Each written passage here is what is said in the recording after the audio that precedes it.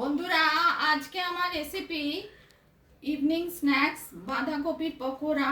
আমরা যে কোনো ইভিনিং স্ন্যাক্সে চা কফির সঙ্গে পকোড়া খেয়ে থাকি। আজকে আমি বাঁধাকপির পকোড়া তৈরি করেছি। বাঁধাকপিগুলোকে প্রথমে ভালো করে ধুয়ে বাঁধাকপিটাকে সরু সরু করে লম্বা লম্বি করে কেটে পেঁয়াজটাকেও কাটলাম।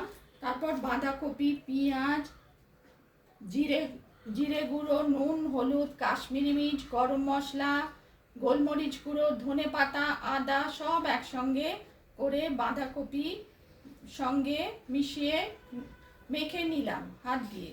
তারপর 4 চামচ, এতে জল দেওয়া যাবে না, জল ব্যবহার করবেন না।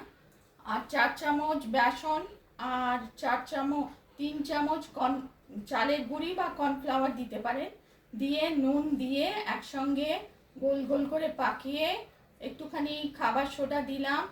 আর মুচমুচে হওয়ার জন্যে আমি গরম সর্ষের তেলটা গরম করে নিয়ে ওই পকোড়ার মধ্যে দিয়ে গোল গোল করে পাকিয়ে লো টু মিডিয়াম হাইতে আমি পকোড়াগুলোকে তৈরি করলাম গোল গোল করে।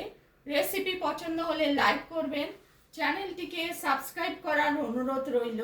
ক্রাঞ্চি ক্রিস্পি বাঁধাকপির পকোড়া চা কফির সঙ্গে দারুণ লাগে।